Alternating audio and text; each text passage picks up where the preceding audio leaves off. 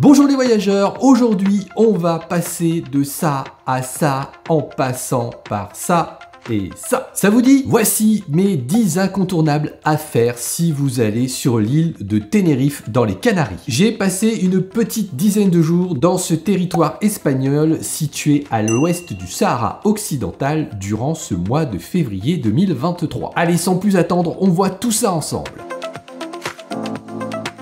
Quand vous arrivez par avion, vous ne pouvez pas trop le rater. Je vous avoue qu'aller voir la plus haute montagne d'Espagne ne m'enchantait guère. Je pensais sincèrement que le parc national del Teide allait me décevoir. Eh bien, j'avais totalement tort. Si vous devez voir un truc à Tenerife, c'est bien ce parc national. J'ai bien dit le parc. Je n'ai pas dit de monter absolument en haut du volcan. Les paysages dans ce parc sont à couper le souffle. En fait, pour ceux qui connaîtraient, on a parfois l'impression de se trouver dans le parc national californien de la vallée de la mort. Alors oui, vous pouvez grimper en haut du sommet. Un téléphérique peut vous emmener quasiment en haut. Pour faire le reste de la randonnée jusqu'au sommet, il faut un permis. Mais attention, tout cela a un coût. Il faudra compter une trentaine d'euros par personne. Pour apprécier ce parc, je vous conseille de prévoir la journée. Et puis, n'oubliez pas de prendre des affaires chaudes parce que vous allez monter assez rapidement à 2000 mètres et plus. Autre conseil important, soyez souple pour aller admirer ce parc. Non, pas souple comme ça. De la souplesse par rapport à votre emploi du temps parce que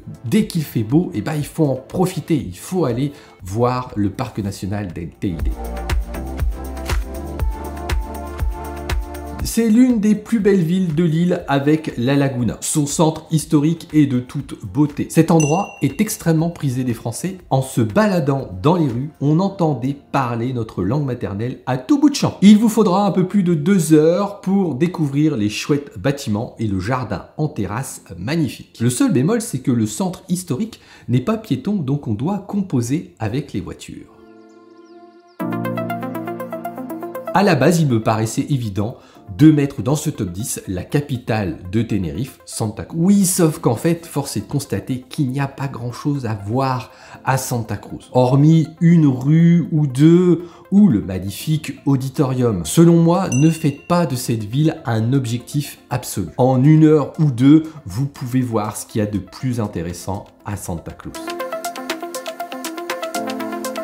C'est le rendez-vous manqué de notre séjour. Nous avions prévu une journée dans ce parc naturel, mais ce fut la douche froide au sens propre. Malgré tout, ce paysage montagneux avec sa végétation luxuriante offre des spots de toute beauté. J'ai par contre plusieurs avertissements à vous donner par rapport à ce parc naturel. Premièrement, les routes sont sinueuses. Il vous faudra du temps pour vous déplacer en voiture. Si vous voulez vraiment profiter de cet endroit, il va falloir prévoir au moins une journée. Deuxièmement, c'est peut-être le coin le moins aménagé pour les touristes de toute l'île. Et le problème, c'est qu'on est assez nombreux à débarquer dans ce parc naturel. C'est compliqué de s'arrêter, prendre une photo ou de se garer pour aller faire une petite randonnée. Soyez prévenus. Troisièmement, montrez-moi la végétation et je vous dirai le temps qu'il fait le long de l'année. On est clairement dans le coin de Tenerife le plus humide. Donc, regardez bien la météo pour planifier votre séjour. Et encore, en regardant la météo, ce n'est pas évident parce que le temps change très vite dans cet endroit.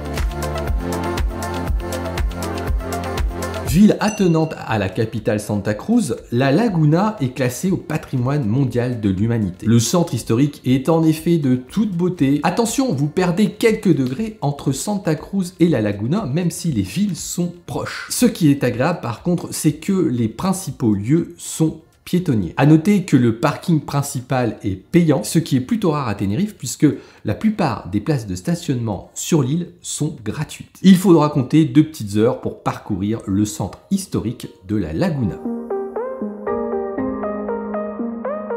Indéniablement un de mes coups de cœur de l'île. Du côté ouest de Tenerife, entouré de falaises, ce village plutôt loin du tourisme de masse est plutôt tranquille. Comme beaucoup d'autres, cette petite bourgade est constituée en son centre d'une place avec son kiosque et son église. Vous pouvez aussi aller vous baigner sur la plage moins fréquentée que ses villes voisines. Et si l'envie vous en dit, du centre de la ville, vous pouvez prendre un bus qui vous emmène à la pointe de l'île et prendre une petite photo de son phare. Comptez vraiment une demi-journée si vous voulez tout faire à Buena Vista.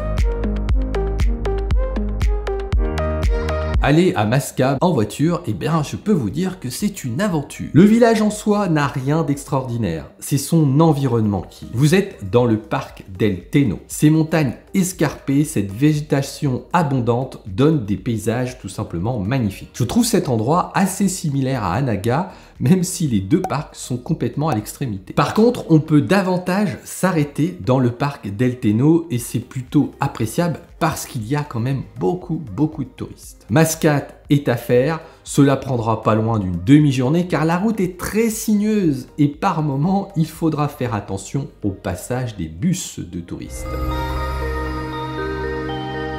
C'est la ville principale de l'ouest de l'île. Je n'étais pas forcément emballé d'aller dans ce coin de l'île parce que cette ville est extrêmement touristique. Malgré tout, elle a gardé un certain charme. Et non loin de là, je vous conseille de vous balader le long de l'océan aux environs de Los Realeros. Excusez-moi pour mon espagnol pourri. Un mélange falaise-océan de toute beauté avec des spots parfaitement photogéniques.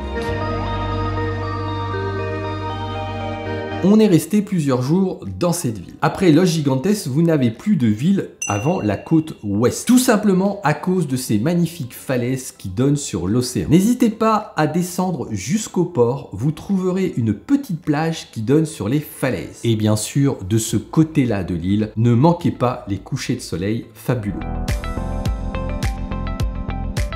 Cette petite ville est un peu un best-of de ce que l'on peut trouver dans un village ou une ville à Tenerife. Un centre historique plutôt bien restauré, des piscines naturelles et le tout entouré d'une montagne luxuriante de végétation. Ce n'est pas le plus bel endroit de l'île selon moi, mais si vous passez par là, eh ben n'hésitez pas à vous arrêter. Avant de vous donner mon dernier spot à faire à Tenerife, je tenais à vous montrer, à vous indiquer où se situait la plus belle plage de Tenerife, celle qu'on voit dans beaucoup de guides touristiques ou qu'on le peut apercevoir sur des photos si l'on jette un petit coup d'œil sur internet. Elle se trouve non loin de Santa Cruz, dans une petite bourgade où je me suis baladé, il s'agit de San Andrés. On peut se douter que le sable a été ramené pour en faire un lieu qui peut faire penser par moments aux plages du Brésil. On ne peut pas parler de Tenerife et des Canaries sans évoquer les magnifiques couchers de soleil. Bon, je le concède, je ne vis pas dans l'ouest de la France, donc je suis facilement sous le charme de ce spectacle de toute beauté. Trouvez un petit endroit tranquille du bon côté de l'île et vous pourrez admirer ces magnifiques couchers de soleil. Et maintenant, si vous voulez comparer avec le top 10 de Grande Canarie, une autre île des Canaries, je vous invite à me suivre. Allez, à tout de suite!